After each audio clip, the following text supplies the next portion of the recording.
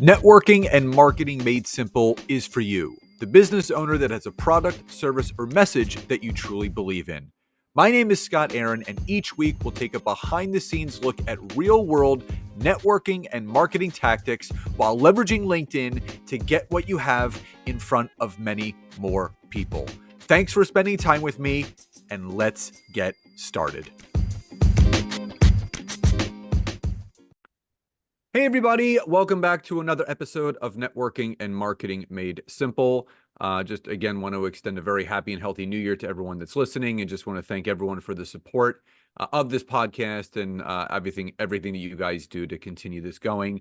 Excited about today's interview because it's one of those things where I love molding together the corporate world, but also the entrepreneurial world. And the person that I have for you guys today is not only a national director in the corporate world, but they're also an entrepreneur who is growing a very successful podcast that's geared towards other moms, whether they're in corporate or entrepreneurship. And it's a really important message that obviously needs to be shared. And that's why I'm very excited about today's episode for that and so many other reasons. So with that, Amanda Cahill, welcome to today's episode. Oh, Scott, thank you so much. I'm very excited to be here. I've been following you for a long time, so couldn't be more excited to have this conversation today. Well, the feeling is mutual. So before we kind of dive into all the things that you're doing now with this incredible podcast that you now have, I always like rewinding the tape before we kind of move forward. So if you could rewind your personal professional tape and press stop at a certain moment that you feel was kind of that catalytic or that pivotal moment that kind of set you in the direction that you're currently on, what would that moment be for you? I love this question so much, and I feel for most people, there's probably several pivotal moments that happen. The most recent one, I would say, is absolutely last summer, the summer of 2022, right? That was when my first son was born. I think leading up to that point, I was very successful in corporate. I moved up the corporate ladder very quickly. I went from entry level to a national director in less than 10 years. My career was thriving. I built relationships, right? And then I ended up starting a company with a co-founder. We ran a business for a couple of years, and that was very successful. By all accounts, on paper, everything looked great. If anybody saw my resume, they said, Amanda's very successful. She's making it happen. She's crushing these goals. She's hitting milestones. But then my son was born, and it literally flipped my world upside down in a single instant. I was one of those people, like many moms, I feel like I lost myself in motherhood a little bit. I was very ambitious leading up to that point, and the identity shift that happened, I was not prepared for. I ended up going back to work from maternity leave from what I feel was too soon. And I ended up developing some postpartum depression, some postpartum anxiety. And because I was having this massive identity shift where I was like, who is Amanda? What do I don't even know who I am right now. It ended up changing so much for me, especially like in my business with my business partner. We ended up coming to terms with, I'm on a different path than she's on now, and our lives look so different. And while we are still connected, we have made the decision to dissolve that business. So we're in the process of doing that. But for me, I was able to move through that depression and that anxiety and start to find myself a little bit, but I wanted to find a way to give back. And so for me doing that, I ended up launching a podcast just a couple of months ago called Redefining Motherhood, because I wanted to help other women, whether they're in corporate or entrepreneurs, just any woman who is a mother who is doing some sort of business venture, right? Who has that career ambition, to help them navigate this crazy season, because it's hard and a lot of people don't talk about it. And we're kind of changing that narrative to let people know you can talk about these things. You are not alone in your journey. We are stronger together. And honestly, Scott, the reception that I've seen from the podcast has been mind blowing. I didn't, when you put yourself out there in the world, you never know how it's going to be received. And for me, I didn't know really what my end goal was. I just know that I needed to start. And so I took messy action. I stepped into it, and now it's thriving. We're in like 15 different countries or something like that, just in a few short weeks of launching this podcast. I get messages and calls all the time from people who are listening, people who are sharing, and it just feels really good to know the message is resonating. Yeah, well, first, congratulations on all that. And, I do appreciate your transparency and vulnerability because there's a lot of people that don't talk about a lot of the postpartum things that happen. And, again, I'm about 11 years ahead of you. Our son turned 11 in September, but it's still becoming a parent changes things immensely from time commitments to, I would say, things that were or maybe now are more important than others. And that's not to downplay or take away from anyone that is not a parent, but it's different when you're responsible for another human being, when you are responsible because balancing your personal and professional life, there is there's an art to that, and there's a lot of people that have difficulties kind of creating those boundaries where one kind of bleeds into the other, where they're giving too much time to their professional life and not enough to their personal, or too much to their personal and not enough to their professional. So they end up losing themselves. And I think it's really important for people to recognize that everyone has a different path. And sometimes people figure it out fairly quickly, but other people, it takes some time. And I think it's important for people to understand that. And I think it's a really important thing to acknowledge that, for one, there are so many people that probably feel the way that you did and at some times probably still do, that bottle it up inside, and they stuff down those feelings, or they find it difficulty to talk about it with other people. No one gets me, no one understands. And then there's someone like you that says, you know what? I'm going through this, I'm growing through this, and I want to support and help other people how I overcame this and still progress forward. And obviously the launch of your podcast, and it's so important to share that message. I remember my dad always telling me as a little kid, he said, when one person speaks up and says something, there's nine others that feel the same way, they're just too afraid to say it. And again, it's not about being shamed or being pushed into a corner, but the with the rise of social media, everyone feels like they have to live this picture perfect world. There's nothing wrong ever. Everything is all sunshine and rainbows, but the reality is, life sometimes knocks you down, and there are some difficulties and things that come about. And obviously, every person that becomes a parent or doesn't become a parent, you're going to go through certain things, and it's about how you learn from them and overcome them. Now, as far as, making that transition from, just being a wife to now being a wife and a mother, and understanding and recognizing the things that you were dealing with, post having your son, going into the whole podcasting world, even though it's still new to you and you're still exploring. And I love all the stuff that you're putting out on LinkedIn and sharing all your episodes. What was the biggest unknown about starting your podcast that was geared towards empowering mothers and people in motherhood, that you really didn't think was going to be a hurdle that had to be overcome, but you ended up doing that? I think there's a handful of things. So for me, I wanted to start a podcast for so many years, and I didn't because I let the tech side of everything hold me back. The unknown for how to get it out into the world, how to market it, how to edit, all of those things. And I ended up partnering with a podcast agency, thank goodness, who handles all that back end stuff for me. So all I have to do is show up and turn on the mic and make it happen, right? But something that I was not prepared for, I think it's twofold. I mentioned this in the intro there, is that how it was going to be received was a big hurdle for me. When you start putting yourself out into the world, you never know what's going to happen. Are people going to be receptive to it? Are they going to shun it? What's going to happen, right? But I knew that it was such an important message because for me, so many moms had told me exactly what you said. They saw me on social media and they said, Amanda, you are doing incredible things. Like, how are you still succeeding at work? How are you such a great mom? How are you making this work? And I was like, for me, I'm like, I'm barely surviving. So the fact that you think that I'm up on this pedestal and I'm superwoman, because I'm not. And that's the farthest from the truth. So that was one of the catalysts for me starting it. So it was how it was going to be received, and then me getting past that tech piece and the willingness to share it on social media, because I'm sharing some very vulnerable things. I talk about postpartum depression and anxiety. I talk about miscarriage. I talk about all the things that seem taboo, but happen to so many people. Like you had mentioned, when you become a parent, you think, I'm isolated, I'm the only one, nobody else is going through this. But when you open up about it, you find out that so many other people are going through the same thing. And sometimes you just need that one person to open up that dialogue.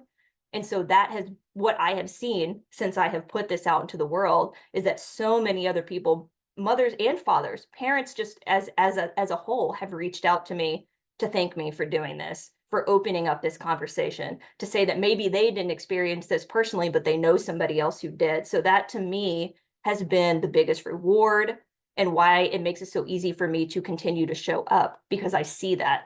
And it's been very therapeutic. So there's that piece too.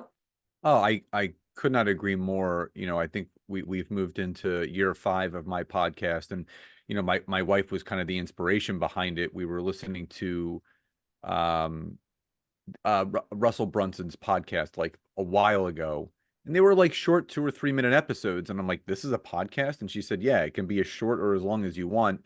So Gary Vee was promoting a podcasting platform called Anchor, which Spotify has recently purchased, and I actually started my podcast from my phone, and that was really it, and the rest is history. And it's something that we teach people how to do, and to your point, I think people don't understand sometimes the simplicity behind things. We create stories like, oh my God, this is going to be really hard to do. I'm never going to be able to get it out there. But people go different routes. We teach people how to do that, but like you went the route of hiring an agency to help with that. There's a solution to every problem. And I think that's the big thing. The other thing that I want to acknowledge is that, there's a lot of people out there that have the narrative that, is what I have to say enough of a value where someone would actually pay attention and listen to it? And the fact is, there's a niche market for everything: motherhood, fatherhood, business. I remember interviewing a guy a couple of years ago that has a podcast that's geared towards mom and pop pizza shop owners, because he was a mom and pop pizza shop owner, and he was doing all these great things, marketing this, that, or the other. And he started a podcast. And then all these other smaller mom and pop shops started to reach out to him to ask to hire him to help them with their marketing. So he sold all of his pizza shops, still has the podcast, and now has a marketing agency that's geared towards helping other mom and pop small, pizza shops grow and scale. So you never know who's listening, but all it takes is that first person to reach out to you to say, thank you. Thank you so much for putting out this content. And to your point, it is so therapeutic to do a podcast, and, to just get those things that are in your heart and out into the airwaves for other people to consume and receive.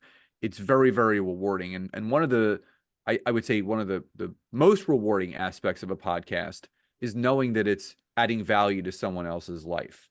So looking kind of back, but also looking forward, now that you're months into the podcast, to that point of having something be rewarding, what is one of the most unexpected side effects that came from the podcast that you did not expect to happen when you launched it? Oh man. I mean, aside from the therapeutic aspect, that has been huge. I think you hit on this just a second ago, talking about the fact that people are like, do you want to even want to hear what I have to say? Are there people who are going to receive this, right? And like, Scott, for you, like, you are such a great storyteller. That's how you think, that's how your brain works. For me, I'm not necessarily that storyteller person. I'm more factual. I like analytics. I like numbers. I like, things to be in a row and to have logical succession for how they work. And I think Nancy's very similar in that regard. So that's kind of how my brain thinks. I thought it, you just said it, because that's I mean, I do love numbers and stuff, but I am that storyteller. She's kind of like the analytical, like, yeah. So yeah, perfect description of the both of us. Right, right. Well, and the reason I say that is that it gave me permission when I stepped into this to say, you know what, maybe I'm not the best storyteller, but that's okay, because the people who are looking for those stories to be told in that way, those aren't my people. the way that I'm going to deliver the message and the way that I get the points across, there are people who want to hear it that way. Like if I like the short, concise, like I do have a couple episodes that are 3, 4, 5 minutes long, and that's okay. And then I have some that are an hour long, so it's giving myself that grace and that permission to say it can look however I want it to look. If it feels good for me, it's going to resonate with somebody else. So I think that has probably been one of the biggest rewards is just trusting myself and just knowing that if I like things this way, if this is how I am receptive to information, that there's so many people who are going to be able to receive information that way, and it's going to be just fine. And I don't have to appeal to everybody else. So with, the transition of, becoming a mother and then going back to your corporate role, what is there anything that you would have done differently knowing now, looking back, the year plus since he's been born, that obviously you've created this podcast to help other people. I always tell people I love talking about certain things because I don't want people making the same mistakes that I did. I want to make the mistakes for them and then teach them what not to do because that's what I did. So you kind of learn from those things. Is there something that, if you were having coffee with a mom friend and she said, Amanda, what is something that you would do differently now, knowing, what you know now that maybe you did, and obviously, switching things around so you don't have to go down the path that you maybe went down? That's such a pivotal question. And it's very easy for me to answer that. For me, I went back to work too soon. I only gave myself 8 weeks because I thought that I had to go back sooner. And because I had always been a high achiever, because I had always been successful, I thought I don't need more time. I can go back now and I can make it work. If I was if I and that's the thing I tell everybody. I'm like, make sure you give yourself enough time. And then when you do go back, understand that it's not going to look the same as before you left. Give yourself that grace and maybe ease into it versus just jumping all back in. I remember the very first day that I was back, I'm in meetings and I had been out for 2 months at that point, right? I had no idea what was going on. I was like, I just changed a poopy diaper or I just got thrown up on. And now I'm in this meeting and it was very hard to navigate switching your brain from one to the other. So I think the biggest thing is make sure you give yourself enough time up front and then be realistic about your expectations when you do get back into work. And that goes for corporate and for people who own their own businesses. Whatever you do, I did the same for both, for my corporate and for the business I was doing with my business partner. For that one, I made sure that I eased into it, but I felt that I had that flexibility because I owned the business. With corporate, I felt so much pressure to get back to Amanda pre-pregnancy, to show up all put together, makeup on, hair done, and for what? I completely like brushed it under the rug that I didn't even have a kid. So I think giving yourself that grace to say, you know what? Let people remind them because people forget. Especially for me, I work remote, so I didn't have an office that I went to. I couldn't show people pictures of my baby. I couldn't put a photo up in my cube or my office, right? So there was never that reminder. So once I went back to work, it was out of sight, out of mind. People completely forgot. So it's giving yourself enough time and then being flexible and giving yourself some grace as you ease back into it versus thinking that you're going to jump right in full steam ahead, just like before. Yeah, it's not like you're getting emails from the company saying you better come back in 8 weeks. There's a lot of people that have that story. Like if I don't go back as soon as possible, I'm gonna be replaced. So they want to almost put that best foot forward to the company to show I have loyalty to this company. Yes, I just had a kid, but my job is also important. And you kind of almost lose yourself. And as we start to wind down, another question that really came to mind was, obviously, you said you work remotely, which I think is just wonderful. Nancy and I run our company from home as well. What is still something that you see as not a flaw in what people are dealing with, but what is a very simple shift or decision that mother that's listening to this podcast that is having that challenge of finding that balance between their work life and their personal life? And the commitments that they have and the parties and the sports and all that stuff. What's your best piece of advice of what that mother can do to really start shifting maybe some of the imbalances that they're having in their life right now?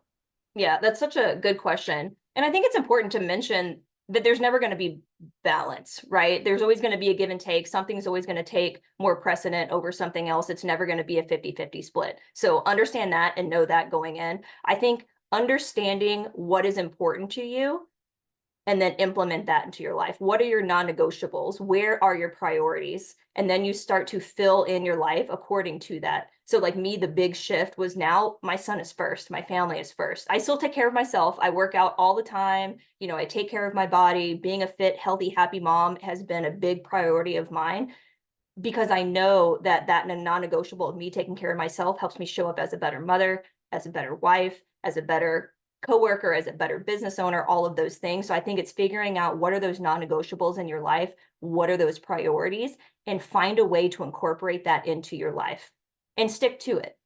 That's such a big piece because I think a lot of moms specifically, I don't know if dads necessarily deal with this as much as moms do, but that guilt that women feel, the mom guilt of I should be everything to my child. I should be the caregiver. I should also be able to provide. I should. Moms are very bad about that and putting themselves last. So I think giving yourself that permission to put yourself first because you can't pour from an empty cup. So do whatever you need to do for you that prioritizes yourself and those non-negotiables, because that's the only way that you're going to be able to sustain, because if you don't, that's where that burnout comes into play. That's when people start, doubting themselves. Maybe they go into a depression hole, whatever it is, but you really have to take care of yourself first and foremost. And that goes for physically and mentally. And that's with those non-negotiables and setting your priorities. Love that. So I'm going to make one recommendation to the listeners, and then I have one final question. So, um, Wayne Dyer was an incredible human being. He passed away probably about 6 or 7 years ago at this point, and he produced a movie with Portia de Rossi in the mid 2010s called The Shift. Anyone can find it on YouTube. If you literally go on YouTube and you just type in The Shift by Wayne Dyer, Dyer, it speaks to everything that you just said. And a lot of it is focused on how women and mothers in particular lose their passions. They put their passions, their personal things that bring them joy aside so they can be all to every single person. And it's just a very, like, I've watched it many, many times. I always recommend it to people. So for anyone that's listening to kind of to dive in deeper to what Amanda just said, as far as embodying the identity, not just being a mother, but being a human being as well, check out The Shift. So Amanda, final question. But before we get to that, anyone that wants to learn more about you and your podcast and really take in a lot of the information that you're putting out there, what's the best way for people to connect with you? Oh, thank you for asking. You can just go to my website. It's amandacahill.com. I have links to all the podcast and blog is all there. You can also follow along with my podcast at Redefining Motherhood. And that's the handle on all socials as well. So would absolutely love for people to tune in. Let me know if there's some takeaways. The biggest thing that I feel on my heart is to be able to impact other mothers so that they can sustain and live their best lives. So listening to the podcast, in my opinion, is one of the best ways that they can do that. Awesome. Well, please do support Amanda, and it's an important message for all people to listen to. And I will link in the description of the episode exactly where you can listen to it on iTunes, Spotify, wherever it's found. So again, it's called Redefining Motherhood. Definitely check it out. Also follow her on LinkedIn. She shares valuable information, clips from the interviews that she's doing from other mothers. And it's really important to create that community. And obviously, that's what you would find with the podcast as well. So, Amanda, final question before we sign off. What does success truly mean to you? I think success to me means exactly what I mentioned a few minutes ago. It's putting yourself first, making sure that you are good with you, that you're taking care of yourself physically, that you're taking care of yourself mentally. Because if you're not doing both of those things, how can you show up as the best version of yourself in any other area of your life? Like I mentioned it, there really is no balance. There's no 50-50. between your personal life and your professional life. Something will always have a give and take. But if you stay true to yourself, that is success to me. That is where you find the happiness, the joy, the inner peace, and that availability to show up as the best version of yourself. And at the end of the day, that's what I strive for. And that's what I wish for other people as well. I love that. Work-life integration, it's never going to be a perfect balance. It's doing your best to marry the two and giving yourself, like you mentioned before, give yourself some grace throughout that whole process. Amanda, just want to thank you so much for coming on to the podcast today, sharing all the valuable information that you did. And I'm really, really excited for my listeners to check out your podcast so they can learn more about you and obviously how you're giving back to this world. So thank you again so much for being here. Yes, absolutely. Thank you so much. I appreciate the opportunity. I'm glad that we can finally make this happen. Absolutely. And again, all the information about Amanda, her podcast, and everything that she's doing will be found in the description of this episode, but also the email that got sent out this morning. So obviously that's why you're listening or watching to this right now. Again, just appreciate all of you for your continued support. Don't forget, if you enjoyed this episode, please leave a rating and review on iTunes or wherever you're listening to this to and from. So everyone, love and gratitude, and I'll talk to you next time.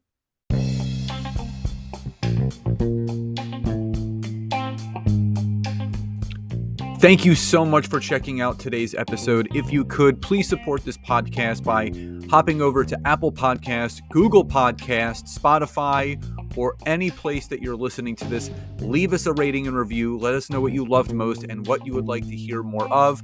But also, if you would like to learn how to take your business to the next level, whether it's using LinkedIn or working directly with myself and Nancy in our intimate group coaching programs, you can head over to www.thetimetogrowth.com or scottaaron.net to learn more. Thank you again for your support, love and gratitude, and I'll talk to you soon.